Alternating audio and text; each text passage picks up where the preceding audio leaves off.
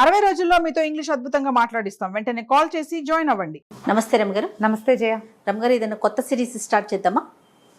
చిన్న సిరీస్ చేద్దాం. పెద్ద పెద్దవి చేసినా బోర్ కొడుతుందేమో అనుకుంటున్నాను జయ. నేను అట్లా ఏముండదు రమగారు. మీరు స్టోరీ అంటూ చెప్పారు అంటే అది పెద్దదైనా చిన్నదైనా సిరీస్ అయినా కథ అయినా సింగిల్ ఎపిసోడ్ అయినా బాగానే ఉంటుంది. ఇంకా అంతే. సరే చేద్దాం. అయితే 4 ఎపిసోడ్ సిరీస్ చేద్దాం. ఓకే అండి. కొయ్య గుర్రం. ఓ బాగుందండి పేరు. కీలు గుర్రం కథ ఒకసారి చెప్పుకున్నాం. ఒక రవ దగ్గర పంచకళ్యాణి ఒకటి చెప్పారు. పంచకళ్యాణి అన్ని గుర్రాల స్టోరీలు చెప్తున్నారు. అలా అయ్యింది. పంచకళ్యాణి ఉచిత IVF IUI కన్సల్టేషన్, ఉచిత అల్ట్రాసౌండ్ స్కాన్. 49 అంటే సంతానం, 49 అంటే సంతోషం. భలే కదా. ఎంత బాగుందో. కానీ అందులో పంచకళ్యాణి వ్యవహారం చాలా తక్కువ. పంచకళ్యాణి కోసం వెళ్ళారు, మిగిలిన కథ చెప్పారు. ఇందులో కొయ్య గుర్రం వ్యవహారం చాలా ఎక్కువ. బాగుంది కథ, బాగుంటుంది. చందమామ కథే. పూర్వం ఒక ఊళ్ళోనట ఒక కమ్మరి ఒక వడ్రంగి ఇద్దరు ఉండేవాళ్ళు. కమ్మరి అంటే ఇనప పనులు చేసేవాళ్ళు. ఇనుప సామాన్లు చేస్తారు, కత్తులు కటార్లు గొడ్డళ్ళు అలాంటివి చేస్తారు కమ్మరి. వడ్రంగి అంటే కార్పెంటర్. సరే వీళ్ళిద్దరు ఫ్రెండ్స్, కానీ తరచుగా వాదించుకునేవారు. నేను గొప్ప పనివాడిని అంటే నేను గొప్ప పనివాడిని అని. చుట్టుపక్కల ఏదైనా మాటలు మొదలుపెట్టి కొట్టుకు చచ్చేవాడు. జనాలంతా అన్నారు, మీరు మీరు కొట్టుకు చావటం ఏమిట్రా, రాజుగారి దగ్గరికి వెళ్ళి తీర్పడగండి, మీ ఇద్దరిలో ఎవరు నేర్పరో ఆయన చెప్తాడు. వీళ్ళు పోయారు రాజుగారి దగ్గరికి. ఇప్పుడు ఇద్దరు ఒకే రకపు పనివాళ్ళు అనుకో, ఇద్దరు వడ్రంగులు అయితే ఎవడిది వర్క్మెన్షిప్ బాగుందో చెప్తారు. వాడిదో రకం పని, వీడిదో రకం పని. సంగీత పాటగాడికిను నాట్యగత్తకి పోటీ ఎలా పెడతారు? అంతే కదా, ఎవరి గొప్పతనం వాళ్ళదే. అయితే వీళ్ళు మాత్రం వీళ్ళకట్లా లేదు, నేను నాదే నేర్పడతాను అని పోటాడుకుంటున్నారు. రాజుగారి దగ్గరికి వెళ్ళి చెప్పారు. కమ్మరి చెప్పాడు, అసలు మా ఊళ్ళో మా వీధిలో నాలాంటి లేడని మా వీధి వాళ్ళంతా వేణువాళ్ళ పొగుడతారండి. నా పని మామూలు పని కాదు, నేను ఏదైనా చేశానంటే ఇంకా కనికట్టు చేసినట్టే. వడ్రంగా అన్నాడు, నీ మాత్రం తక్కువేమిటండి, అసలు నేను ఒక బొమ్మ చెక్కితే అతుకెక్కడుందో కనపడదు. నేను చాలా ఇది, నాలాగా చేసేవాడు అసలు మన దేశంలోనే లేడు, నాదే నేర్పడతాను అంటే. రాజు అన్నాడు, మీరు నోటో మాట్లాడితే నాకేమర్థమవుతుంది నోటి మాటలు, చెరుకో వస్తువు చేసు పట్టురండి. పట్టుకొచ్చాక అప్పుడు చూసి ఎవడిది గొప్ప పంతనమో చెప్తాను. ఒక 20 రోజులు సమయం తీసుకున్నారు. మళ్ళీ వచ్చారు. సరే వాళ్ళని ప్రవేశపెడితే కమ్మరి ఒక చేపని తీసుకొచ్చాడు, లోహంతో చేసిన చేప. రాజుగారికి నవ్వొచ్చింది. ఏమిటో ఇది అన్నాడు. ఇది నీళ్ళల్లో వేస్తే తేలుతుందండి, చేప బొమ్మ. అది ఇనుంతోటే చేశాడు. దాన్ని అతి తేలికైన లోహంతో చేశాడు. దీని మీద కనీసం 100 బస్తాలు బరువు పెట్టినా సరే అది నీళ్ళల్లో తేలుతుంది కానీ మునగదు. బాగుంది కదా. అక్కడి నుంచి పరీక్ష చేసుకోండి కావాలంటే. రాజు నవ్వాడు. అట తెలుస్తాను, పరీక్షించుకోండి, నదిలో పడేయండి, దాని మీద బరువు పెట్టించండి అంటే సరే చూద్దాం అనుకున్నారు. ఈ నదిలో విసిరారు చేపని. అది బుడుగు మునిగి టకీమని తేలిపోయింది. మళ్ళీ దాని దగ్గరికి లాగారు. దాని మీద ఒక అడ్డంగా ఒక వెడల్పాటి చెక్క పెట్టి దాని మీద 100 బస్తాలు పేర్చారు. మళ్ళీ నీటిలోకి తోసారు. దాన్ని తోస్తే ఆ 100 బస్తాలు నీళ్ళలో మునకుండా తేలుకుంటూ వెళ్ళిపోతున్నాయి ముందుకి. చేప ఎటు వెళ్తే అటు వెళ్ళిపోతున్నాయి అంతే. అది ఈదట్లా కానీ మునగదు, గాలి వాటికి ఎటో ఒకటి కొట్టుకుంటూ ఉంటుంది. ఆశ్చర్యపోయాడు. ఇనప వస్తువుని ఇట్లా నీటిలో మునకుండా ఎట్టా చేశాడు వీడు. సబ్మరైన్లు చేస్తారు కదా, మునుగుతుంది. ఇప్పుడు పడవలు చేస్తారా, పడవల్లో కూడా ఒక టెక్నాలజీ కదా మునక్కండా ఉండటం. చాలా ఆశ్చర్యపోయాడు రాజు. శభాష్ అన్నారు, నీలాంటి వాడివి నువ్వే అన్నారు. అక్కడి నుంచి వడ్రంగి వచ్చాడు. అతను చేసి పట్టుకొచ్చిన బొమ్మను చూసి ఆశ్చర్యపోయారు అందరూ. డాక్టర్ గారు అన్నాడు, డాక్టర్ గారి పేరు వస్తుంది చూడు నాకు, మత ఎక్కడో ఉంది. రాజుగారు అన్నారు, ఇదేమిటి పిల్లలు ఆడుకునే బొమ్మ తెచ్చావు, ఇది పిల్లలు ఆడుకునే కొయ్య గుర్రం అన్నాడు. మామూలుగా పిల్లలు గుర్రం మీద కూర్చుని ఇట్లా ఊగుతారు, ఊగే గుర్రం ఉంటుందా, అలాంటి గుర్రం చక్కగా అలంకరించబడి ఉంది. చెక్క గుర్రం, అదే దాన్ని కొయ్య గుర్రం అంటారు. ఈ కథ పేరు కొయ్య గుర్రమే. అవును. రాజుగారు అన్నాడు, మా అబ్బాయి అయితే బ్రహ్మాండంగా ఆడుకుంటాడు దీని మీద అంటే. కాదు మహాప్రభు, ఇది గాల్లో ఎగురుతుంది చూడండి అన్నాడు. దానికి జీను అవన్నీ చక్కగా అందంగా అలంకారం చేశాడు. కుడివైపు మెడ పక్కన ఈ మొహం మీద నుంచి మెడ మీదకి ఇట్లా వస్తుంది కదా, అక్కడ వరుసగా మీటలు ఉన్నాయి. ఏదైనా తిప్పితే, ఒకటి మొదటి తిప్పితే గాల్లో ఎగురుతుంది. మీటలు తిప్పే కొందికి స్పీడ్ పెరుగుతుంది, ఎత్తు ఎక్కువ వెళ్తుంది. గాల్లో పైకి వెళ్తుంది, ఆకాశం వైపుకి స్పీడ్ పెరుగుతుంది. అనేసరికల్లా ఎవరు టెస్ట్ చేస్తారు, ఏమిటో ఇది ఎక్కడా వినలేదు, నువ్వు భలేవాడిపోయి అని రాజుగారు మాట్లాడుతుండగా, రాజుగారికి 5-6 కొడుకులు ఉన్నారు. అందరూ ఆఖరివాడు 19-20 ఏళ్లవాడు వచ్చాడు. గుర్రం చుట్టూ హర్రే భలే బాగుంది నాన్న అన్నాడు. అనేసరికల్లా ఎగురుతుంది బాబు అని చెప్పాడు వడ్రంగి. కుర్రాడు నేను ఎగిరి చూస్తా అంటాడు. నా తండ్రి అంటాడు, అది ఎగురుతుందో లేదోరా, కాదు కూడదన్న. ఈ కుర్రాడు సరదాకి చటుక్కుని ఎక్కి దాని మీద కూర్చున్నాడు. ఎక్కి కూర్చున్నాడు. వడ్రంగి అన్నాడు, ఇదేమీ లేదండి, చంకలు పెట్టుకుని వెళ్ళిపోవచ్చు, ఎక్కడ కావాలంటే అక్కడికి, కాళ్ళు కీళ్ళు మడిచి కూడా చంకలు పెట్టుకెళ్ళిపోవచ్చు, ఇదిగో మీటలు ఉన్నాయి చూడండి, 1 మీటర్ తిప్పితే స్పీడ్ పెరిగిపోతుంది, వెళ్ళిపోతుందండి అన్నాడు. అనగానే కుర్రాడి దాని మీద కూర్చున్నాడా, తిప్పేశాడు మీటలు. 2-3 మీటలు తిప్పేసరికి అలా రైమని అది పైకి వెళ్ళిపోయింది. రాజుగారు చూస్తూనే ఉన్నాడు, కుర్రాడు ఎగిరిపోయాడు. జనాలంతా హాహాకారాలు చేశారు. ఏం పర్వాలేదండి, మీటలు వెనక్కి తిప్పడం తెలిసింది అబ్బాయి గారికి, వెనక్కి తిప్పితే తగ్గిపోతుందని చెప్తేనే వస్తాడులేండి అన్నాడు. అంతే కదా. ఈ కుర్రాడు పైకి ఎగురుతుంటే వాడు చక్క చద్దన్నం తినేసి సిద్ధంగా ఉన్నాడు. వాడికి ఆకలి రోకలి ఏం వేయలేదు. ఎగిరిపోతుంటే ఇక భయం వేయలేదు వాడికి. నువ్వు పడిపోతావని తండ్రి చెప్పినా ఈ వడ్రంగి ఏమన్నాడు, అసలు దీని నుంచి పడే ప్రసక్తే లేదు, సుఖంగా ఉంది సీటు, అది పక్కకి వరగదు, ఎలా వెళ్తుందో అటాగే వెళ్తుంది. అలాగే పైకి వెళ్తుంటే కిందకు చూస్తే ప్రపంచం చిన్నదైపోయి స్పీడ్కి ఆ గాలికి ఆ మబ్బుల్లో తేలుతుంటే కుర్రాళ్ళకి ఉత్సాహంగా ఉండదు. వీడు అత్యుత్సాహంతో అన్ని మీటలు తిప్పేసి ఎక్కడికో వెళ్ళిపోయాడు. అంతే. ఇక వాడు అటు ఇటు చూడలేదు. బాగా కొన్ని గంటలు గడిచిపోయాక ఆకలేయటం మొదలుపెట్టింది. సరే ఎగిరాం, ఎక్కడో చోట దింపుకుని ఆకలి తీర్చుకుంటే సరిపోతుంది. అక్కడి నుంచి 1 మీటర్ వెనక్కి తిప్పేశాడు. స్విచ్లు మీట అంటే వెనక్కి వేసేసాడు. స్విచ్లు టకా నొక్కేసరికల్లా అది మెల్లిగా స్లో అయ్యింది. తర్వాత దిగడం మొదలుపెట్టింది. చివరికి ఓ ఊళ్ళో దిగింది. సరే వీడేం చేశాడు, దాన్ని ఇట్లా కాళ్ళు కొంచెం దగ్గరగా మడవచ్చు. వాడు చెప్పాడు కదా మడిచి చంకలో పెట్టుకోవచ్చు అని. ఈ గుర్రం బొమ్మని చంకలో పెట్టుకుని ఆ ఊళ్ళో తిండికి ఏదైనా వెతకడానికి బయలుదేరాడు. వెళ్తే కాస్త ముందుకెళ్ళేసరికల్లా ఒక గుంపు సమూహం నుంచునున్నారు. అందరూ ఇట్లా ఆకాశంలోకి చూస్తున్నారు. వీడు కూడా పైకి చూశాడు, అక్కడ ఏం కనపడలేదు. మొదటిగా ఆకాశం ఏం చూస్తున్నారండి అన్నాడు. రాజుగారు వెళ్ళారన్నాడు కింద ఉన్నవాడు. వాడు తెల్లబడి రాజుగారు మబ్బుల్లోకి వెళ్ళటం ఏమిటి, మహా అయితే మనలాగా ఒక గుర్రం ఉండాలి ఆయనకి అనేసరికి ఒకళ్ళిద్దరు వీడేదో పిచ్చి మాటలు మాట్లాడుతున్నాడు, వాడేదో చెప్తున్నారనుకున్నాడు. 3-4 అడిగాడు. రాజుగారు ఇప్పుడే వెళ్ళారు, దిగొస్తారేమోనని చూస్తున్నారు.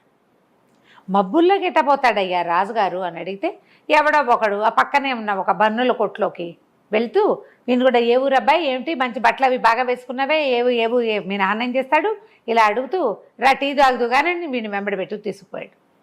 తీసుకెళ్ళి ఏం చెప్పాడంటే, ఆ ఊరు రాజుగారికి మహాద్భుత సౌందర్యవతైన ఒక కూతురు పుట్టింది. పిల్ల ఎంత బాగుందో అనేవాళ్ళు అందరూ. అట్టా బాగుంది అంటే ఆయనకి నచ్చేది కాదు. మా పిల్లకి దిష్టి తగిలితే వీళ్ళంతా చూస్తున్నారనిపించేది. ఎవరైనా తన కూతురు కేసు చూస్తే నచ్చదు. కొన్ని టిపికల్ క్యారెక్టర్లు ఉంటాయి. అందుకని పిల్లని ఎవ్వరికంటా పడకుండా ఎక్కడైనా దాచాలనుకున్నాడు. అందుకని మబ్బుల్లో మేడగట్టించి మేడలో పెట్టాడన్నాడు. వీడన్న కుర్రాడికి ఆశ్చర్యం వేసింది, మన రాజుగారి అబ్బాయికి. మబ్బుల్లో మేడలు ఎట్ట కడతారండి అన్నాడు. అబ్బాయి మామూలు మేడ కాదు నాయన, అది మంత్రాల మేడ. సిద్ధుడు ఒక ఆయన రాజుగారి మనసును తెలుసుకుని ఆయనకి సహాయం చేశాడు. మబ్బుల్లో బ్రహ్మాండమైన మేడ కట్టారు. రాకుమారి అక్కడ ఉంటుంది, తండ్రి వెళ్ళి చూసుకొచ్చుకుంటూ ఉంటాడు. పిల్ల ఒక్కతే ఉంటుంది. దాని అవసరాలన్నీ తండ్రి అన్నీ మోసుకెళ్ళిపోతాడు. రోజు వెళ్ళొస్తాడు, పిల్లతోటి స్పెండ్ చేసి వస్తాడు. ఆ అమ్మాయి అక్కడి నుంచి కిందకు చూస్తూ ఉంటుంది. రాజుగారు వెళ్ళేటప్పుడు చూస్తారు, వచ్చేటప్పుడు చూస్తారు. సిద్ధుడు ఇచ్చిన అంజనం సహాయంతో ఈయన రోజు పైకి వెళ్ళి కిందకు వచ్చేస్తుంటాడు. అనేసరికల వీడికి ముందు తిండాసక్తి పోయింది. మబ్బుల్లో మేడ, అందులో ఒక అందమైన పిల్ల, అదేమిటో చూడాలి. పైగా ఆయన ఏం రాసుకుని ఇప్పుడు తనంటే గుర్రం ఎక్కొచ్చాడు, ఈయన ఎట్లా వెళ్తాడు? వాళ్ళ రహస్యం వాళ్ళ దగ్గర ఉంటే మనకుంది కదా రహస్యం. సరే ఏం చేశాడు, అతను ఒంటి మీద ఉన్న ఒక వస్తువుల్లో ఒక బంగారపు వస్తువు అక్కడెక్కడ ఊళ్ళో అమ్మేసి డబ్బులు జేబులో పెట్టుకున్నాడు. ఓ పూటకోళ్ళమ్మ ఇంటి దగ్గర చేరాడు.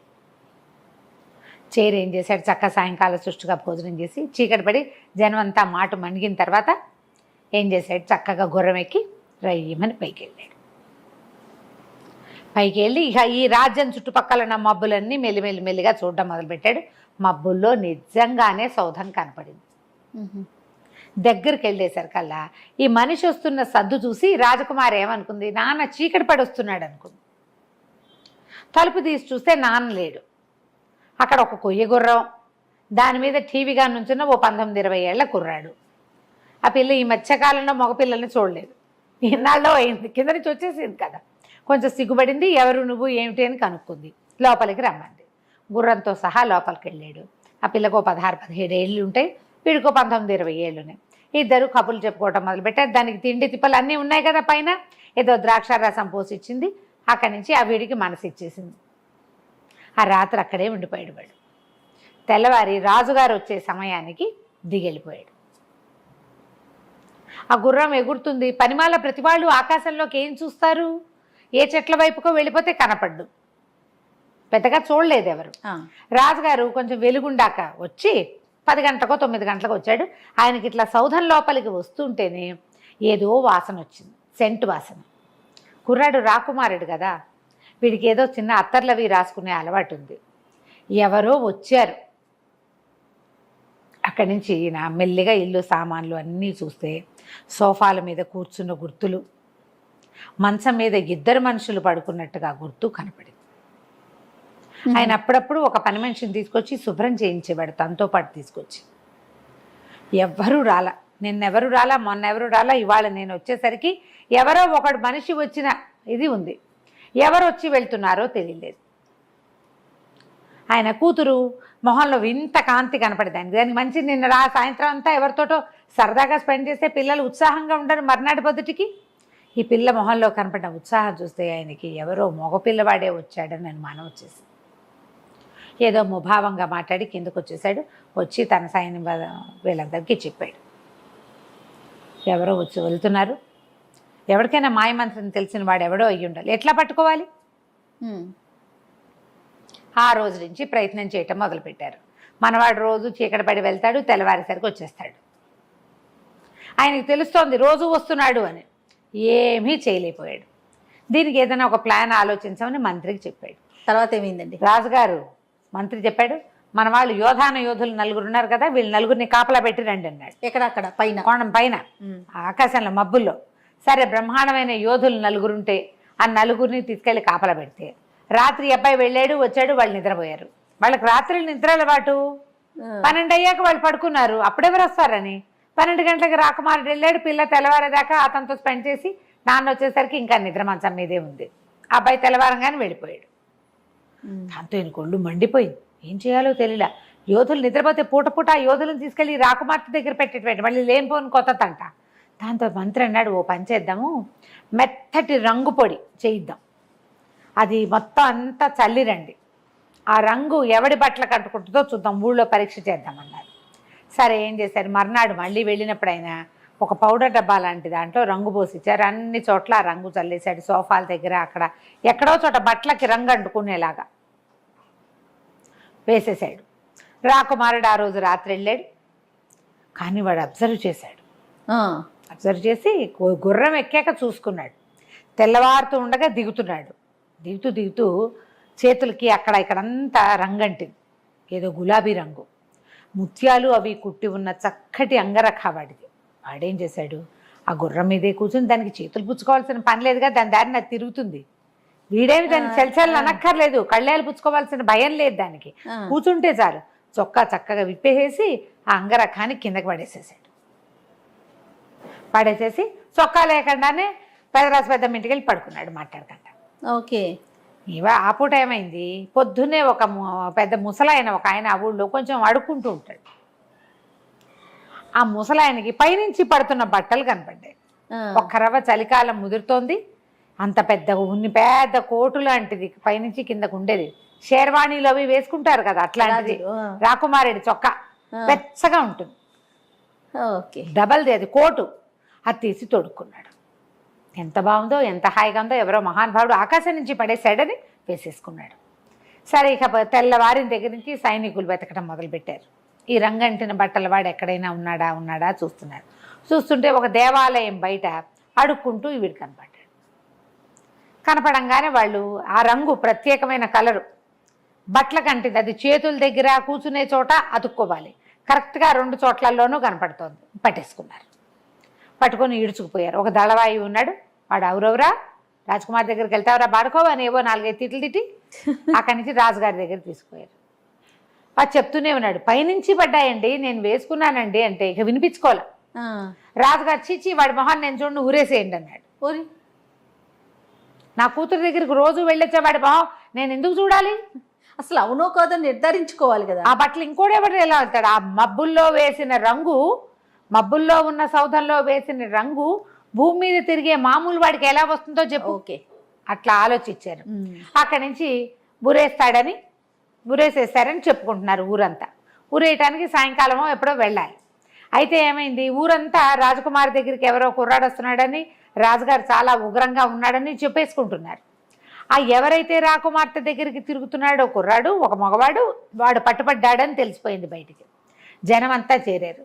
చేరితే ఈ చేరించిన అయ్యో వీడెవడు ఉష్టడుకుని ముసలాడు, గుడి బయట అక్కడ కనిపిస్తాడు, దుకాణాల దగ్గర కనిపిస్తాడు, ఏదైనా చిన్న పన్న పని చేసి 10 పావలా తీసుకునేవాడు, వీడు మబ్బుల్లోకి వెళ్ళటం ఏమిటి? వాడు చెప్తున్నాడు పాపం ముసలా అతను చెప్తున్నాడు. అతను ఓ పక్కన నేను ఒట్టి బిచ్చగాడిని, బట్టలు పైనుంచి పడ్డాయి, వెచ్చగా ఉన్నాయని వేసుకున్నాను అని. వీళ్ళకి వినిపించుకునే గుణం లేదు. నోరు మూయండి, నోరు మూసుకుంటారు. ఇంకేం చేస్తారు? పైగా వాళ్ళు 10 మంది ఈ గుర్రాలు డెక్కల శబ్దంలో ఈ ముసలాడు పాపం ఏదో మాటలు చెప్పినా వినపడదు, చావదు. ఊరన్నారు. తీరా ఏమైంది, ఊళ్ళో అందరూ గుంపులుగా వెళ్తుంటే మనవాడు కూడా ఏమిటి అని కనుక్కుంటే రాజకుమార్తె దగ్గరికి మబ్బుల్లో సౌధానికి ఒకడు వెళ్తాట. వాడు దొరికేట, వాడికి ఊరిట అనగా నువ్వు తెల్లబోయాడు, అదే మనం ఇక్కడే ఉన్నావు, వీడెవడికో ఊరేశారని అతను ఏం చేశాడు, ఆ చంకలో ఈ కొయ్యగుర్రాన్ని పెట్టుకుని అక్కడికి వెళ్ళాడు. ఆ వచ్చే స్థానం ఎక్కడుందో అక్కడికి వెళ్ళేసరికల్లా ఆ ముసలి అతను ఏడుస్తూ నుంచునున్నాడు అక్కడ. బట్టలు ఒంటి మీద తన చొక్కా ఉండేసరికి వీడికి అర్థమైంది, ఓహో మనం చొక్కా పడేస్తే ఇతను వేసుకుని ఉంటాడు అని చెప్పేసి ఏమన్నాడు, ఆగండి అతను మెళ్ళో తాడేసే టైంకి ఆగండి, ఆ ముసలతను కాదు అక్కడికి వెళ్ళింది, రాజకుమార్తె దగ్గరికి వెళ్ళేది నేను అని కేకలు పెట్టాడు. ఒప్పుకున్నాడు గట్టిగా. పాపం వృధాగా ఒక ముసలతను చనిపోతున్నాడు కదా, పెద్దవాడు, తండ్రి వయసు వాడు. కేకలు పెట్టేసరికల్లా ఆగారు. ఒక దళవాయి పరిగెత్తుకుంటూ రాజుగారి దగ్గరికి వెళ్ళి, వాడు ఎవడో కుర్రాడండి, వాడేమో తను వెళ్ళానంటున్నాడంటే పట్టుకొని రా వాడిని అన్నాడు. మరి ఈ ఆజ్ఞలు రావాలా? ఈ ఆజ్ఞలు వచ్చే లోపల మనవాడు గుర్రాన్ని సరిగ్గా చేసుకుని మీటలు చెప్పేసి గుర్రం ఎక్కి ఎగిరిపోయాడు. చూస్తుండగానే గుర్రం ఎగిరిపోయింది. చూశారు అందరూ. చూసేసి అవరవరా వీడు ఎగిరిపోయాడు, మా ఊళ్ళో సౌతాన్లోకి మీరు వెళ్ళండి, పదండి అన్నారు. ఇవేమీ పక్కన ఉండవు కదా, ఈ వజ్రస్థానాలు అక్కడెక్కడ ఉంటాయి, రాజుగారి ఇల్లు ఇంకెక్కడ ఉంటుంది, ఈ గుంపంతా పోవాలి, రాజుగారు బయటికి రావాలి, బోల్డ్ ప్రోటోకాలు. ఈ వ్యవహారం అంతా ముగిసేసరికి మనవాడు సౌధానికి వెళ్ళిపోయాడు పైకి. అది ఎగిరిపోతుంది క్షణాల్లో. అదే కదా, ఎగిరి పరిగెత్తుకుంటూ పైకి వెళ్ళిపోయి ఆ అమ్మాయికి ఏమన్నాడంటే, రాకుమారి మీ వాళ్ళకి తెలిసిపోయింది, నేనని చెప్పేసి వచ్చా, ఇక్కడ ఉండటం సేఫ్ కాదు, మీ నాన్నకి నిన్ను ఎవరైనా చూడడం కూడా ఇష్టం ఉండదు, అందుకే ఇక్కడ పెట్టాడు మనుషుల్ని చూడనివ్వకుండా, నాతో పెళ్ళికి వెళ్ళి ఏం చేయడు, వచ్చేయి మన ఇద్దరం పెళ్లి చేసుకుందాం మా ఇంటికి వెళ్ళి అంటే. ఆ అమ్మాయి వెళ్ళిపోతా వచ్చేస్తానండి. అమ్మాయి ఎలా వెళ్ళిపోయిందండి అని అడక్కు నువ్వు, ప్రేమల్లో ఇలాగే వెళ్ళిపోతారు, తర్వాత ఆలోచిస్తారు జయ. ఈ ముందు ఆలోచించకుండా తర్వాత ఆలోచించే కథలు పూర్వకాలం నుంచి ఉన్నాయి. కాదనేందుకు ఇంకేం లేదు, అంతే. శాశ్వతంగా కలిసి ఉండాల్సింది వీడితో. నాన్న గంగలో దూకనే మనకెందుకు, ఎక్కేసింది గుర్రం. ఇద్దరు కలిసి గుర్రం ఎక్కి రైమని వచ్చేసారు. వాళ్ళు ఊరికి వచ్చేసారు, వెళ్ళిపోయారు, బయలుదేరారు. అంతే. బయలుదేరిన తర్వాత ఏమైంది, కొంత దూరం వెళ్ళాక రాకుమార్తె గుర్తొచ్చింది. అయ్యయ్యో నేను మర్చిపోయాను, తల్లి లేదు.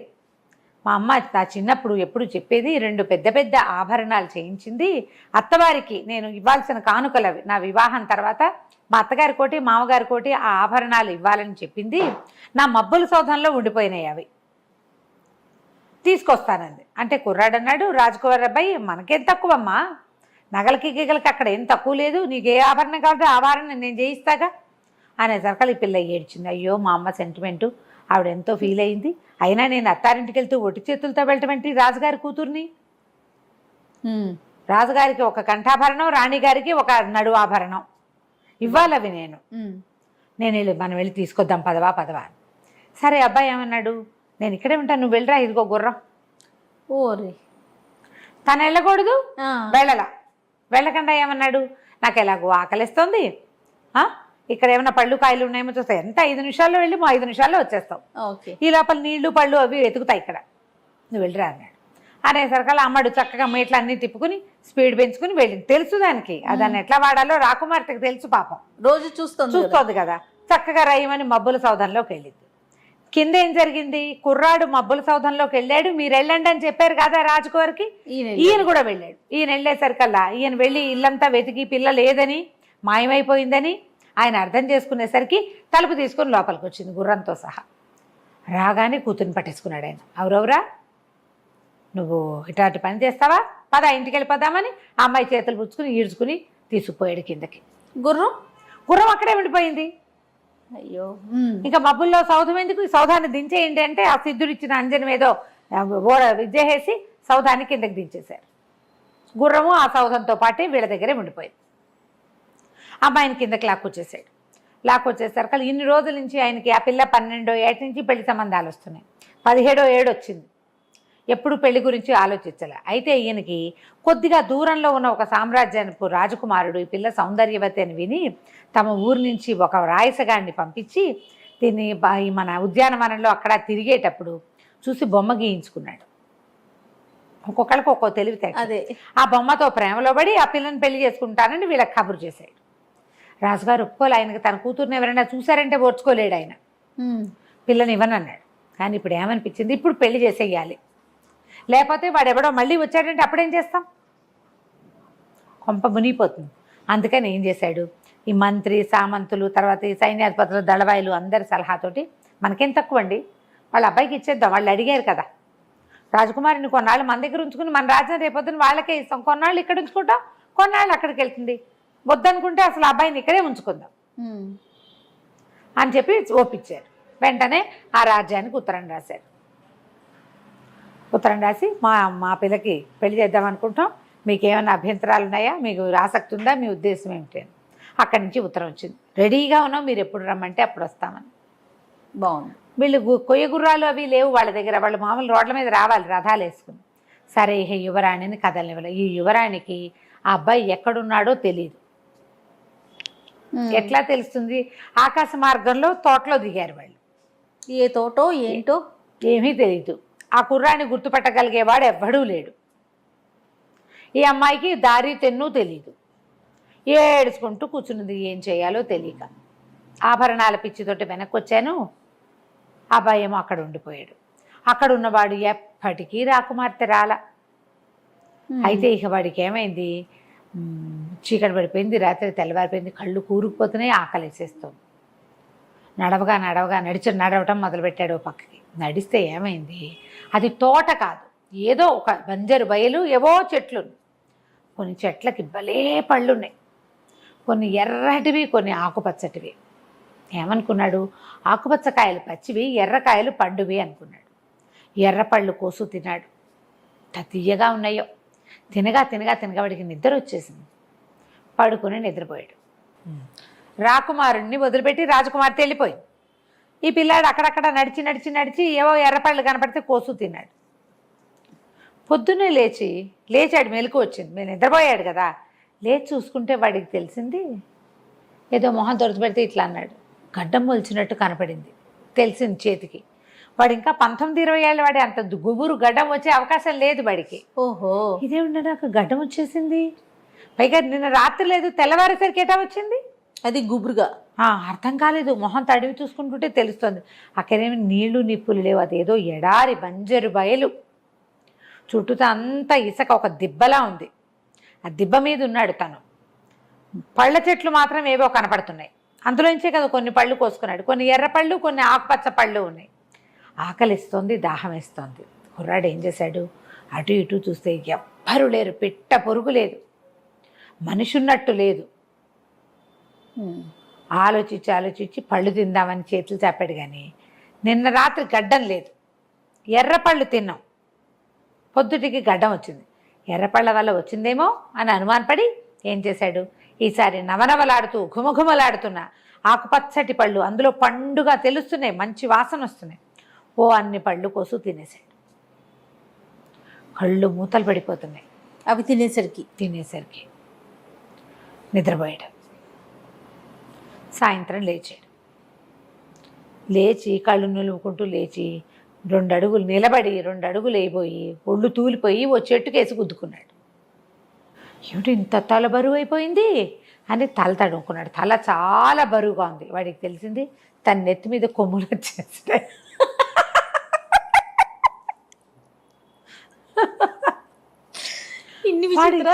వీడి తలపోయాడు ఇదేమిటి అని పొంగి చూసుకుంటుంటే వాడికి తెలిసింది తనకు గడ్డం పొద్దున గడ్డం ఉందా, ఇప్పుడు అది 3 అడి పొడుగుంది, తెల్లగా ఉంది. అయ్యయ్యో, తడుగు చూసుకున్నాడు, మొహం నిండా గడ్డం, అదేమో ఇట్లా ముందుకు వచ్చేసింది, తెల్లటిది. తల తడుగుకుంటే 2 వైపులా 2 కొమ్ములు. తను ఎలా ఉన్నానో ఊహించడానికి వాడికి భయం వేసింది. అక్కడ నీళ్లు కూడా లేవు మొహం చూసుకోవడానికి. తెలుస్తోంది లేచి నిలబడితే తలకాయ బరువుగా, కొత్తగా ఏదైనా కిరీటం చిన్న వస్తువు పెట్టుకున్నా బరువు వస్తుంది. 2 కొమ్ములు మొలిస్తే ఎటా ఉంటుంది? ఇక ఏడుపు వచ్చేసింది, వలవలా ఏడిచాడు. ఈ ఎర్రపళ్ళు ఈ పచ్చపళ్ళతోటి వచ్చిందో ఏమిటో, కొత్తగా ఈ వేషం ఏమిటి, నేను ఇప్పుడు రాజకుమార్తెని వెతికితే మాత్రం అది నన్ను ఎట్ట గుర్తుపడుతుంది? అసలు ముందు సమస్య అది. గుర్రానికి గుర్రం పోయింది, రాజకుమార్తెకి రాజకుమార్తె పోయింది, నేను ఇక్కడికి ఎందుకు వచ్చాను? ఇంటి దగ్గర ఉన్నా పోయేది కదా. ఈ గడ్డం ఎట్టా పోయాను, ఈ కొమ్ములు ఎట్టా పోయాను, నేను ఇంటికి ఎట్టా పోతాను? పిచ్చ బెంగ వచ్చేసింది. పిచ్చెరికినట్టు ఏడ్చాడు, అరిచి కేకలు పెట్టాడు. ఏడవగా కొంతసేపటికి నిద్రానికి నిద్ర వస్తుంది. పడుకుని నిద్రపోయాడు. నిద్రపోతే కల వచ్చింది వాడికి. ఎవరో ఒక ముసలి తాత కనపడ్డాడు. వీడికి తను ఏడుస్తూ నడుస్తున్నట్టు వాడి కల. ఆ నడుస్తూ ఉంటే వాడికి ఒక తాత కనిపించేట కల్లో. ఎందుకు నాయనా ఏడుస్తున్నావు అంటే తన కథ అంతా చెప్పుకున్నాడు. రాజుగారి ఆఖరబ్బాయిని ఎంతో ముద్దు ముచ్చట మురిపం కొయ్యగూర్రం ఎక్కాను, అదేమో ఇక్కడికి తెచ్చింది, అక్కడి నుంచి రాకుమార్తెను చూసా, దాన్ని పెళ్లి చేసేసుకున్నాను, దాని వెనకాల పడి తిరిగాను, ఆ అమ్మాయి ఏమో అక్కడికి వెళ్ళింది, నేనేమో ఇక్కడికి వచ్చాను. ఏం తిన్నానో, నేను తిన్న పళ్ళ వల్లే వచ్చిందో, నేనున్న ఏ చెట్ల కింద అయితే నేనున్నానో దానివల్ల వచ్చిందో తెలీదు, ఇంత 3 గడ్డం 2 కొమ్ములు, నన్ను అమ్మాయి గుర్తుపట్టలేదు, నేను ఇంటికి ఎట్టా వెళ్ళను పోని, అర్థం కావట్లేదని తెగ ఏడిచాడు. ఏడిస్తే ఆ ముసలాయన పాపం ఒళ్ళో కూర్చోబెట్టుకుని పిండి తలనివరి, నాయన ఏడబోకురా, నువ్వు తిన్న పళ్ళ వల్లే నీకు ఇది వచ్చింది, ఓ పని చెయ్యి, చెట్టుకి కొయ్యబోక, కింద రాలి పడిన పళ్ళు ఉంటాయి, ఎండిపోయి ఉంటాయి, పై పళ్ళు ఏమిటి నవనవలాడుతున్నాయి, ఎండిపోయి రాలిపోయిన పళ్ళు ఉంటాయి కింద, వాటిని ఏరుకో, అవి తిను, ఇది పోతాయి నీకు, అప్పుడు వెళ్ళిపో. ఇది భూతాల దిబ్బ, ఆ భూతాలు రోజుల తరబడి నిద్రపోతాయి, అవేవి మెలకుగా లేవు కాబట్టి నీ కథ నడుస్తుంది, నువ్వు అరిచి కేకలు పెట్టినా కూడా. అవి కానీ నిద్ర లేచాయో నువ్వు ఇబ్బంది పడతావు, నేను వెళ్ళనివ్వవు, ఇక అవి లేచే సమయం అయిపోతుంది, లేచి ఈ ఎండుపళ్ళు ఏరుకు తిని వెళ్ళిపో, గడ్డవాళ్ళు కొమ్ములు రాలిపోతాయని చెప్పాడు. పిల్లాడు మెలకు వచ్చింది, చూసుకున్నాడు రాజకుమారుడు. చూస్తే చంద్రుడు కనపడుతున్నాడు, ఇంకా వెన్నెలగా ఉంది, తెల్లవారుజాము. ఆ కను వెలుగులో నేలంతా తడమగా వాడికి చిన్నగా ఎండిపోయి ఇట్లా ఇలకర్చుకుపోయిన పళ్ళు కనపడ్డాయి. కొన్నివి కూడా ఉన్నాయి. ఏమీ మనిషి సంచారం లేని చోట వెన్నెల్లో కాస్త రంగులు కూడా తెలుస్తాయి, ఉంటాయి, తాచివేతగా కనపడతాయి. వీడేం చేశాడు, సరే చకచక అవి ఏరుకుని తిన్నాడు. ఓ అన్ని పళ్ళు ఎండువి, మీకు పళ్ళు ఉన్నట్టుగా ఎండు ఎట్టంటే కొరుక్కు తినాలి చచ్చినట్టు. తినగా మెల్లిగా వాడికి కొమ్ముల తలకాయ బరువు కొంచెం తగ్గినట్టు అట్లా అనిపించడం మొదలెట్టి. మొహం తడిమి చూసుకుంటే 3 లేదు, అది కొంచెం ఉంది. ఓహో తగ్గిపోతుంది అనుకున్నాడు. తెల్లారేసరికల్లా మొహము తల తడివి చూసుకుంటే నున్నగా తన చెంపలు, చిన్న గరుగడ్డం, వాడి చిన్న లేతగడ్డ, చిన్నపిల్లాడు కదా, 20 ఏళ్ళ వాడే కదా, నెత్తి మీద కొమ్ము లేవు, జుట్టు గిట్టు అంతా మామూలుగానే ఉంది అమ్మాయి అనుకున్నాడు. ఏం చేశాడు, చుట్టుపక్కల చూస్తే అక్కడక్కడ చిన్న మడుగుల్లాగా ఉన్నాయి, నీరేమి ఎక్కువ లేదు, నలకంత నీరే ఉండి కొద్దిపాటి నీరుండి అక్కడ తుంగ మొలిచి కనపడుతోంది. తర్వాత గడ్డి లాంటిది. వాడు ఏం చేశాడంటే అవంతా లాక్కొచ్చి దాంతో అంత బుట్ట లాంటిది అల్లుకున్నాడు. అల్లుకొని ఏం చేశాడు, ఈ పళ్ళు ఎండాక వాటి లక్షణం వేరే కదా, అందుకని ఆకుపచ్చ పళ్ళు ఎర్రటి పళ్ళు సగానికి కోసేసుకున్నాడు బుట్టలోకి. అక్కడంతా కిందంతా ఏరుకొని అవి ఆకలి తీరుస్తాయి ఆ పళ్ళు, నిద్ర హాయిగా పడుతుంది. పళ్ళు కనుక తింటే సేమే. అక్కడి నుంచి ఏం చేశాడు, ఎండు పళ్ళు పైదాకా ఏరు పెట్టుకుని అవన్నీ పుచ్చుకొని నడవడం మొదలుపెట్టాడు. ఇక ఆకలి వేసినప్పుడు 2 పళ్ళు తింటాం, నిద్ర వచ్చినప్పుడు ఆ ఇసుకలో పడుకోవడం, అదంతా ఎడారి బంజరు బయలు. ఇక నడవగా 7 రాత్రులు 7 పగళ్ళు నడిస్తే చిట్ట చివరికి వాడు ఒక రహదారికి చేరాడు. ఓ రోడ్డు దొరికింది. ఆ రోడ్లో నడవటం మొదలు పెట్టేసరికల్లా ఒక ఆయన గాడిద మీద ఎక్కి వెళ్తున్న ఒక ప్రయాణికుడు కనిపించాడు. ఆయన్ని అడిగాడు, బాబు ఇదే ఊరు, ఎక్కడ ఏ దారి ఏంటంటే, ఇటు నుంచి తూర్పుకి వెళ్తే ఒక నగరం, ఆ నగరం పేరు వీడి నా సొంత నగరం, నాన్న కోయగుర్రం మొదటి కథ ఎక్కడ మొదలైందో అక్కడ, అటు వెళ్తుంది. పడమటికి వెళ్తే రాజకుమార్తె, ఏ రాజకుమార్తెను తను ప్రేమించాడో అక్కడికి వెళ్తుంది. ఆలోచించి ఏమనుకున్నాడు, ఇప్పుడు ఇంటికి వెళ్ళాలన్నా నేను ఏ 15 రాత్రులు 16 పగళ్ళు నడవాల్సిందే, అదేదో ఇటు నడిచి చూద్దాం, కనీసం రాకుమార్తె కాకపోతే కొయ్యగుర్రమైనా దొరుకుతుంది. రెండింటిని పోగొట్టుకుని ఇల్లు చేరటం ఏమిటి, నేను రాజకుమార్తె లేకపోతే పోనీ ఒకవేళ దొరికితే అది కూడా సాధిద్దాం, గుర్రాన్ని వదిలిపెట్టకూడదు అని అనిపించి అక్కడి నుంచి ఈ పళ్ళు నోట్లో వేసుకుంటూ అప్పుడో ముక్క ఇటు నడవడం మొదలుపెట్టాడు. ఈ ఊరి వైపు నడవగా వీడికి దూరం నుంచి పెద్ద సైనిక పటాలం ఏదో వస్తున్నట్టు కనబడింది. తన దగ్గర బొట్ట ఉంది కదా, ఇట్లా భుజానికి పెట్టుకుని తగిలించుకున్నాడు, దానికి ఒక చిన్న దీని లాంటిది హ్యాండిల్ లాంటిది అల్లుకున్నాడు. అయితే ఏమైంది, ఈ పటాలం వాళ్ళతో రయ్యమని ఇతన్ని దాటి ముందుకెళ్ళిపోయారు. సైనిక పటాలం వెళ్తోంది, ఏవో బళ్ళు రథాలు కూడా ఉన్నాయి. అక్కడి నుంచి కొంచెం ఆగినాయి. ఆ రథాల్లో నుంచి ఒకడు దిగి, ఏ అబ్బి ఏం అమ్ముతున్నావు, ఏం పళ్ళు అమ్ముతున్నావు అని కేకేశాడు. నేను అమ్మటం ఏంటి, నాకు దగ్గర ఏం లేవు అన్నాడు. అదేంటి ఆ బుట్టలో పళ్ళు కాదు అని అడిగాడు. అవే ఇవి అమ్మడానికి కాదన్నాడు. అమ్మడానికి కాదు, నేను తినడానికి తెచ్చుకున్నాను, అమ్మేందుకు కాదు, నేను అమ్మేవాడిని కానన్నాడు. 2 అడుగులు వేసేసరికల్లా ఏ బండిలోంచి వీడు దిగొచ్చాడో ఈ మనిషి, ఆ బండిలోంచి ఒక అతను ఎంతో కొంత ఇచ్చి తీసుకోండిరా ఏదైనా తినాలనిపిస్తుంది అన్న కేక. అక్కడి నుంచి ఒక 4 బంగారు కాసులు చేత్తో పుచ్చుకుని ఒక మనిషి దిగారు. ఆ 4 కాసులు పుచ్చుకుని దగ్గరకు వచ్చేసరికల్లా అతను అక్కడి నుంచి రావాలిగా.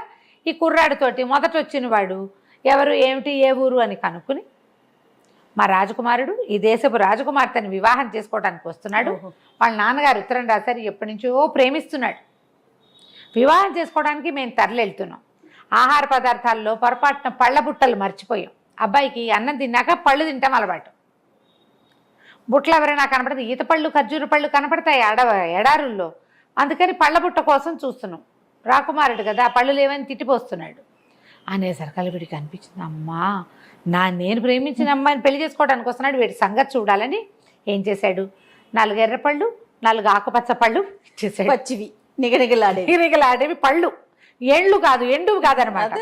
ఆ 4 కాయలు తీసుకున్నాడు. డబ్బులు వద్దని అనకుండా అవి దట్టిలో పెట్టుకున్నాడు. డబ్బులు వాడికి ప్రయాణానికి అవసరపడతాయి, డబ్బులు లేవు కదా అబ్బాయి దగ్గర.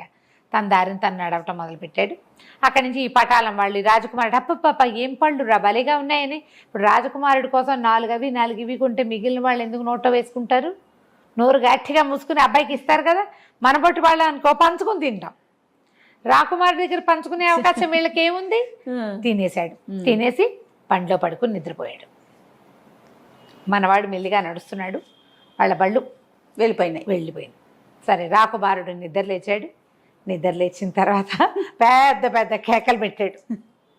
కేకలు పెట్టేసరికల్లా ఏమిటి ఎందుకో పిలుస్తున్నాడు, ఏదో అయిపోయిందని చెప్పి బళ్ళాపి జనాలు పరిగెత్తారు. తలుపు తీశారు. ఆ బండికి ఇట్లా లోపల ఇట్లా గూడు బండి, ఆ బయట నుంచి తలుపు తీసేసరికల్లా ఆ బండిలో ఏదో ఒక వింత మృగం కూర్చుంది. 2 కొమ్ములు, బారెడు గడ్డం.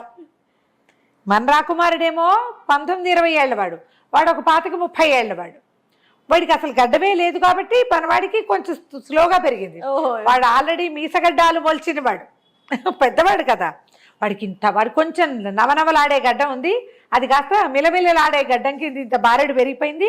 2 కొమ్ములు. అరిచి కేకలు పెడుతున్నాడు. జనం నిర్ఘాంతపోయారు. ఏమిటి ఏమైపోయింది అని. ఒరే నేనేరా మీ మొహాలు మండా, ఈ నెత్తి బరువేమిట్రా, నా నెత్తి మీద ఏదో అయిపోయింది, అద్దం పట్టరండి అన్నాడు. అద్దం పట్టుకొస్తే ఇంకేముంది, మన కేకేసి స్పృహ తప్పిపడిపోయాడు. ఇంకేముంది, ఏం చేయాలో తెలియలే, ఏం జరిగి ఇది అయ్యిందో అని ఆలోచించి, రాకుమారుడు మన ఫుడ్ కాకుండా తిన్నది ఏమిటి అని జనరల్గా ఆలోచిస్తాంగా. ఇది సరే ఆగారు. అక్కడ ఆగితే దూరంగా పళ్ళ కుర్రాడు నడిచి వస్తూ కనపడ్డాడు. మన హీరో రాకుమారుడు. వీడు పరిగెత్తుకుంటూ పోయి బండి పట్టుకున్నారు. ఏరా అబ్బాయి ఏం పళ్ళు ఇచ్చావు మా రాకుమారుడికి, ఇటు అయిపోయాడంటే, ఏం పళ్ళు ఏమిటండి, నేను రోజు తింటున్నవే, వారం నుంచి నడుస్తున్నాడు నగరానికి వెళ్ళటానికి, నేను తెచ్చుకున్న పళ్ళే కాదు ఇచ్చాను అన్నాడు. వాడికి తెలుసు ఇప్పుడు ఏం జరుగుతుందో, తనకు జరిగింది కదా. ఏమైందండి అన్నాడు. ఏమైందేమిటి, మా రాజకుమారుడికి 3 తెల్లగడ్డం పెరిగింది, 2 కొమ్ములు వచ్చినాయి, అరిచేతి చంపేస్తున్నాడు, పెళ్ళి ఓ పక్కన, ఏం చెయ్యాలిరా అన్నాడు. అనేసరికల్లా ఈ అబ్బాయి అన్నాడు, అలా ఎలా అవుతుందండి, నేను రోజు తింటున్నాను, మీ రాజకుమారుడు కానీ తినేసి నిద్రపోయాడా అన్నాడు. అనగానే మధ్యాహ్న భోజనం చేశాడు, పళ్ళు ఫలహారం పుచ్చుకున్నాడు, పడుకున్నాడు. లబలబలాడిపోతూ అప్పుడు రాజకుమారుడు చెప్పాడు, అయ్యో పడుకోకూడదండి, ఈ రోడ్ల మీద ఈ ఊళ్ళల్లో అసలు తిన్నాక పడుకోకూడదు, పడుకుంటే ఇలాగే అయిపోతుంది, దానికి ఏదో ప్రతిక్రియ చేయాలి, ఏం చేయాలో నాకు తెలీదు, నాకెవరో చెప్పారు, నేను మీకు చెప్తున్నా. అక్కడి నుంచి వీళ్ళు ఏమనుకున్నారు, వెనక్కి వెళ్ళిపోవాలి. పడుకోవటం వల్లే, పళ్ళు తిని పడుకోవటం వల్లే ఇటు అయింది. వీడు ఇలా తెగ తిట్టుకున్నాడు, వీడు పని తిన్నట్టు తిన్నాడు, దుర్మార్గుడు, పీడించేస్తున్నాడు ప్రయాణం అంతా, తెగ తిని ఇప్పుడు తెచ్చుకున్నాడు మీదకి. ఇప్పుడు ఏం చేయాలి, అక్కడికి వెళ్తే రాకుమార్తె వీడిని పెళ్లి చేసుకుంటుంది కొమ్ములతో, కొమ్ములు 3 తెల్లగడ్డంతో, వాళ్ళకి ఎట్లా చూపిస్తాం, మనమేమో ఒక ఫోటో పంపించాం, మావాడి వీడియో అని హీరో అని, హీరో కాస్త పోయి ఇట అయ్యాడు, ఏం చేయాలి ఆలోచిస్తే వెనక్కి వెళ్ళిపోదామన్నారు. పెళ్ళొద్దు వెళ్ళిపోదామంటే ఆయన లబోదిబోమని పొట్టాడాడు రాజకుమారుడు, వాళ్ళ రాకుమారుడు. 10 ఏళ్ళ నుంచి ప్రేమిస్తున్నాను నేను, ఆ అమ్మాయినే పెళ్లి చేసుకోవాలనుకున్నా, పెళ్లి మానుకోవటానికి కుదరదు, నేను ఎలా ఉన్నా సరే ఆ అమ్మాయి నాకు కావాల్సిందే, ఏదైనా ప్రతిక్రియ కుదిరితే ఇది తగ్గిపోతుంది, మనం రాకుమార్తెను ఎందుకు మిస్ అవ్వాలంటే ఈ దళపతులు వాళ్ళు ఉంటారు కదా, వాళ్ళు ఏమన్నారు, దానిదేముంది, మనం ఓ పని చేద్దాం, మనం వచ్చిన గుంపులో ఎవరో ఒక అందగాడిని రాకుమారుడని చూపిద్దాం, ఏముంది పెళ్ళి ఓం పెళ్ళి చేసేసి పిల్లని మనం తీసుకెళ్ళిపోతే ఊరేలాక రాకుమారుడికి అప్పచెప్పేద్దాం, మనమందరం రాకుమారుడికి నమ్మిన బంట్లం కదా అనుకున్నారు. సరే అక్కడి నుంచి ఏం చేశారు, మనలో అందగాడెవడు అని వెతకడం మొదలు పెడితే అందరూ ముదురు మొహాలు, పెద్దవాళ్ళు, కండలు తీరి ఉన్నవాళ్ళు, నైసుగా నాజుగ్గా నేవళంగా ఉన్నవాడు ఒక్కడు లేడు. తీరా చూస్తే వాళ్ళకి ఏమనిపించింది, పళ్ళ బుట్ట పుచ్చుకున్నవాడు భలే అందంగా ఉన్నాడు, చిన్నపిల్లాడు పైగా. అరే నువ్వు మాతో రారా, ఎంచక్క పెళ్లి చేస్తాం, నీకు డబ్బులు ఇస్తాం, నీ దారి నువ్వో, కావాలంటే 4 గుర్రాలు ఇస్తాం అని చెప్పి డబ్బుల మూటలు అవి ఇస్తూ ఉన్నారు. మనవాడికి అదే కావాలి. సరే వాడిని ఏం చేశారు, రాజకుమారుడి బండిలోకి వాడిని ఎక్కించి ఓ ముసుగేసి వాళ్ళ సొంత రాజకుమారిని ఓ గుర్రం ఎక్కించారు. ఎవరైనా ఈ విచిత్ర వేషంతో చూస్తే జనాలు అడుగుతారు కదా, వాడికి ఒక ముసుగు తగిలిచ్చారు కనపడకుండా. అక్కడి నుంచి ఈ జనాలు వేసుకుని పోయి ఆ రాకుమార్తె తాలూకు ఊరు వెళ్ళిపోయారు. అక్కడ బ్రహ్మాండంగా జోరుగా పెళ్లి ఏర్పాట్లు అయిపోతున్నాయి. రాజకుమార్తె కంటికి మింటికి ఏకధారగా ఏడుస్తుంది, కానీ ఏం చేస్తారు, ఎవరు ఏం చేయలేరు. వాళ్ళకి వీళ్ళకి చెప్పింది వాడిని ఎక్కడో దింపానని, ఆ దింపింది ఎక్కడో తెలియదు. ఈ రాజు ఏం చేశాడు, ఎదురొచ్చి పెళ్లి కుమారుడిని చూశాడు. ఎంత బాగున్నాడు కుర్రాడు, ఇంత చక్కటి వాడికి ఇచ్చి పిల్లకి పెళ్లి చేస్తున్నందుకు సంతోషంగా ఉంది ఆయనకి. వాళ్ళు బోళ్ళని బళ్ళు గిళ్ళు బోళ్ళంత బంగారము ఆ పిల్లకి ఇవ్వడానికి కట్నం అన్నీ తెచ్చారు. వాళ్ళకి డబ్బులు ఉన్నాయి, పిల్లాడు బాగున్నాడు. కానీ ఈయనకి చాలా భయంగా ఉంది. కూతుర్ని గురించి తెలిసిన అప్రతిష్ట ఊరంతా తెలిసిపోయింది. రోజుల తరబడి ఎవరో కుర్రవాడు ఒకడు, అంతకుముందు ముసలాడు అనుకున్నారు, వాడేమో లాస్ట్ మినిట్లో కుర్రాడు చకచకమని ఉన్నవాడు ఒకడు, రోజు అమ్మాయితో స్పెండ్ చేశాడనే సంగతి ఊరంతా తెలుసు. ఇప్పుడు పొరపాటు వీళ్ళలో ఎవరికైనా తెలిసిపోతే ఆయనకి భయంగా ఉంది. పిల్లేమో ఓ పక్కన తెగేడుస్తుంది, అదేమో నవ్వు తుళ్ళు లేదు. అబ్బాయి రాడు, అబ్బాయి దొరకడం దాని ఏడుపు.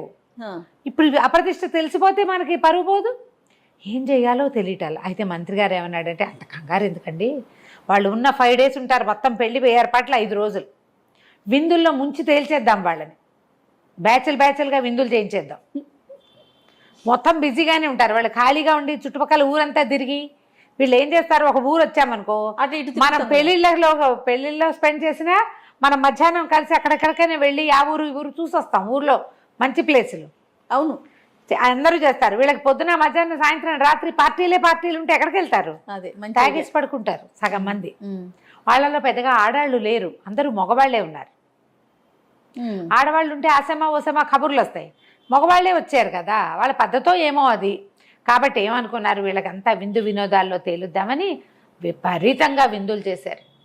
ఈ వచ్చిన వాళ్ళంతా వాళ్ళ సొంత రాజకుమారుణ్ణేమో ఒక గదిలో దాచిపెట్టారు, అతన్ని ఎవ్వరు చూడలేదు. మరేం చేస్తారు, వాడి కొమ్ములు గడ్డంత కష్టం కదా. ఈ కుర్రాన్నే రాజకుమారుడిగా చెలామణి చేస్తూ మొత్తానికి కథ నడిపిస్తున్నారు. 3 రోజులు అయ్యాక 4వ రోజు రాత్రి పెద్ద విందు చేశారు. రాత్రి విందు అయిందంటే తెల్లవారి దాకా 12 గంటల దాకా విందు. వీళ్ళు పడి నిద్రపోయి పొద్దున ఎండెక్కాక లేస్తారు. స్నానశాలకి వెళ్ళి వాటికెళ్ళి వీటికెళ్ళి అనేసరికి మళ్ళీ సాయంత్రం విందు వచ్చేస్తుంది. 3 రోజులు అట్లా అయింది. 4వ రోజు విందులో రాకుమార్తెను కూడా తెమ్మంటారు అనేసరికల్లా సరే కుర్రాన్ని అమ్మాయిని పక్కన కూర్చోబెట్టారు. వీడికి ముందే ఇన్స్ట్రక్షన్స్ ఉన్నాయి, అమ్మాయి వంక చూడకూడదు, అమ్మాయితో మాట్లాడకూడదు, అవన్నీ ఉన్నాయి. కాకపోతే మొహానికి ఇట్లా పరదా వేస్తారు, పువ్వుల పరదా. ఆవిడకో మేలు ముసుగేశారు, పక్కన కూర్చోబెట్టారు. వీళ్ళు ఏమనుకుంటే వాడు పళ్ళ కుర్రాడు, వాడు ఏం చేస్తాడు అని ఈ పెళ్లి వాళ్ళ ఉద్దేశం.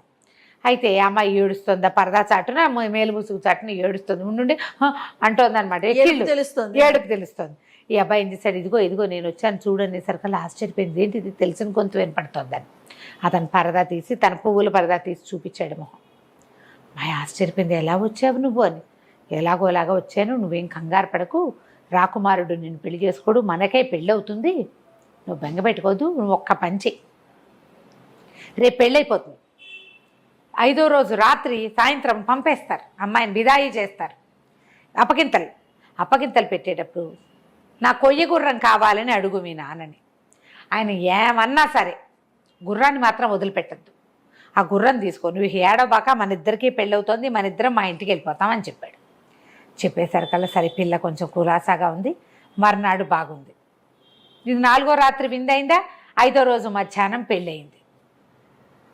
వాళ్ళు కూడా ఏమనుకున్నారు, ఈ కుర్రాడు ఏం పెద్దగా తాగుడు తిరుడు, చిన్నపిల్లాడు కూడా కదా, చిన్న కుర్రాడు లేకపోయేసరికల్లా వీడు మన మాట వింటాడని వాళ్ళు కొంచెం దిలాసాగానే ఉన్నారు, కానీ కట్టుదిట్టంగా ఉంచారు. అటు ఇటు పోనివ్వకుండా, ఎవరితో మాట్లాడనివ్వకుండా. వీడు పళ్ళవాడు అనే విషయం తెలిసిపోతుందేమో అని. వీడు నిజానికి పళ్ళవాడు కాదు, రాకుమారుడు కదా వాడు. అక్కడి నుంచి ఆ పూట గడిచింది. సాయంకాలం పెళ్ళైపోయిన సాయంత్రము అమ్మాయికి బిదాయి అన్నారు, అప్పగింతల కార్యక్రమం మొదలైంది. రాజు రాణి అందరూ కలిసి పిల్లని కావలించుకుని ఏడ్చారు, చుట్టుపక్కల వాళ్ళంతా ఏడ్చారు. అమ్మాయి ఏదైనా కోరుకోమ్మా అన్నాడు. అమ్మాయికి ముందే వాళ్ళ అమ్మగారు ఇచ్చిన ఆభరణాలు ఆవిడ దగ్గరే ఉన్నాయి.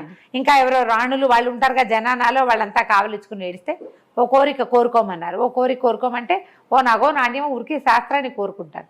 నాన్న మబ్బుల సౌధంలో ఉన్న కొయ్య గుర్రం కావాలి నాన్న అనగానే రాజుగారు చంపేస్తా దొంగ మొహం దానా, ఇలాంటివి అడుగుతావా, దానివల్లే అప్రదిష్ట వచ్చింది మనకి, మళ్ళీ పాత జ్ఞాపకాలు ఎందుకు నీకు, ససేమిరా అన్నాడు.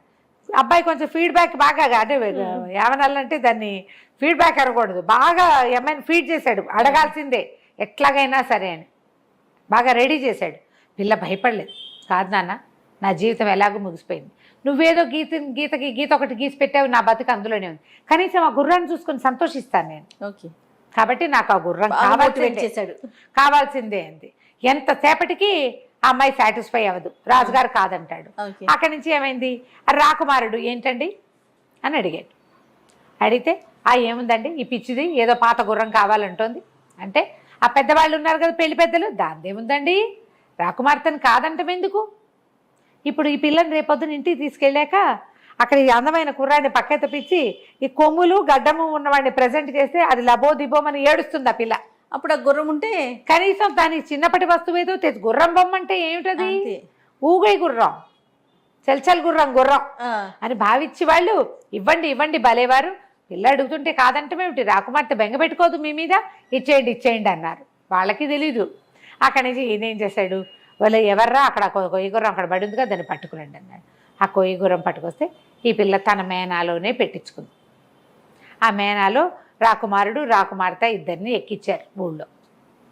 అక్కడి నుంచి కట్టుదిట్ట మీద 5 రోజుల పాటు ప్రయాణం చేసి తీసుకొచ్చారు.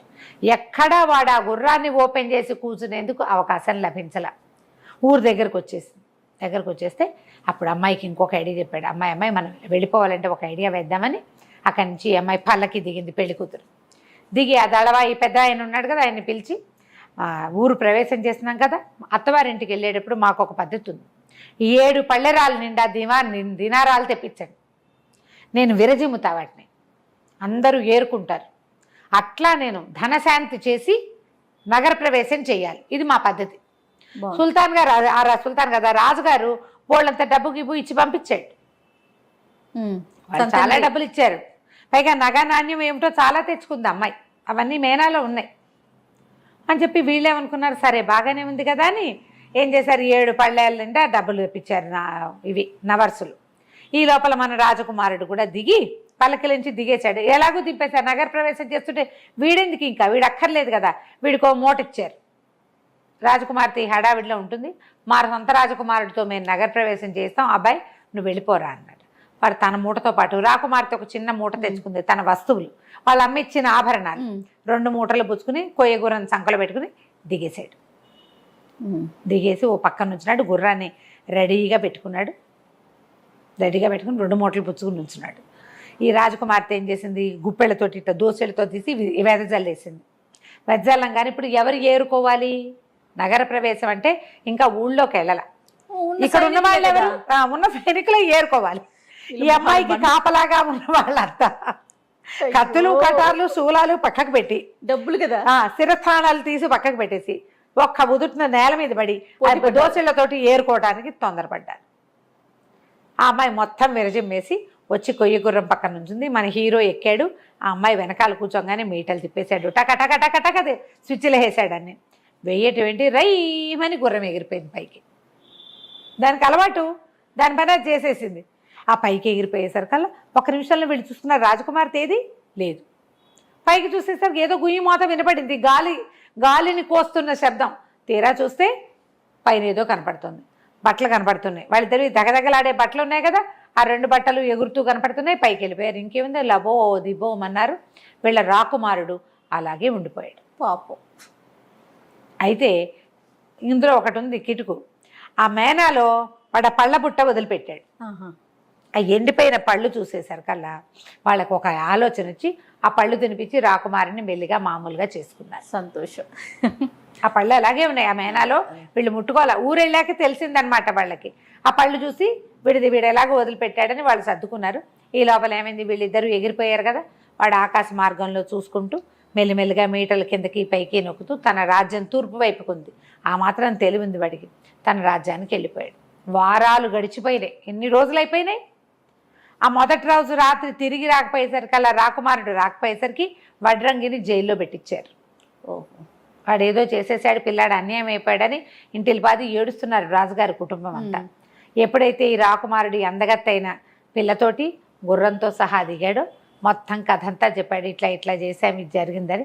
కుమారుడు చేసిన వీరోచిత కార్యాలన్నీ విని సంతోషించి సరే ఆ వడ్రంగిని విడుదల చేసి అతనికి కొయ్యగుర్రం మాత్రం వీళ్ళే ఉంచుకున్నారు. కానీ అతనికి చక్కగా బహుమతులు ఇచ్చి, ఆ మొదట శాపం చేశాడు కదా కమ్మరి, అతనికి ఒక వీధి అంతా అతనికి రాసిచ్చి వీధి పెద్దం చేశారు. వీడికి ఒక ఊరు రాసిచ్చి వీడిని ఊరు పెద్దం చేశారు. నీ వల్ల మనకు అంత అందమైన రాకుమార్తె కూడా వచ్చిందని చెప్పి సంతోషించారు. కొయ్యగుర్రం కథ కంచికి మనం ఇంటికి. భలే ఉంది రమ్మగారు. నమస్తే అండి. నమస్తే జయ.